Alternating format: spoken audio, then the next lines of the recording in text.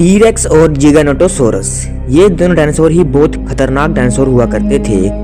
T-rex जहां north America की धरती पर घूमा करते थे, जबकि जिगानोटोसोरस साउथ अमेरिका की धरती पर। पैलेंटोलॉजिस्ट के अनुसार दोनों के भारी शक्तिशाली शरीर थे, लेकिन उनका फाइटिंग कैपेबिलिटी और जीतने की क्षमता के ऊपर ये फैक्टर्स निर्भर करते हैं। ये कुछ फैक्टर्स हैं जो कि इन दोनों के बीच की जंग में महत्वपूर्ण भूमिका निभा सकते हैं और ये बता सकते हैं कि कौन किस पर भारी पड़ेगा। तो उससे पहले अगर किसी ने हमारे चैनल को सब्सक्राइब नहीं किया है तो हमारे चैनल को जरूर सब्सक्राइब करें। तो पहला पॉइंट है साइज और स्ट्रेंथ। टी-रेक्स अपने भारी शक्तिशाली शरीर के लिए प्रसिद्ध था, जिसमें उसके बड़े शक्तिशाली दांत और मुश्तंदे शामिल हैं। वहीं पर जिगानोटोसोरस का भी बड़ा और शक्तिशाली शरीर था, लेकिन टी-रेक्स के मुकाबले में थोड़ा कम भारी होता था। ये दोनों ही एपेक्स प्रेडेटर थे और उनकी फिजिकल स्ट्रेंथ एक दूसरे के मुकाबले में सिमिलर थी। एनाटॉमी और वेपनरी। टी-रेक्स के दांत बड़े और शक्तिशाली थे, जो उसके शिकार को कुचलने में मदद करते थे।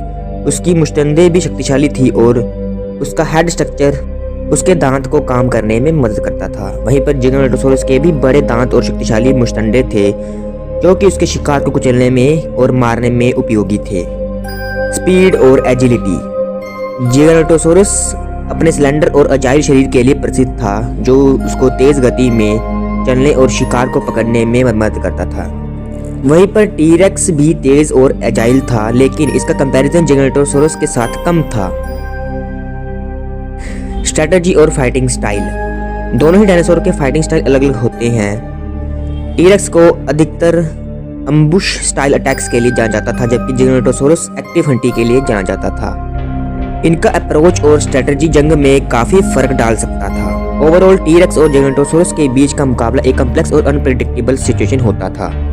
हर सिचुएशन अलग अलग होती थी और किसी भी स्पेसिफिक सिनेरियो में किसी का जीतना या हारना डिफिकल्ट प्रिडिक्ट करना होता है।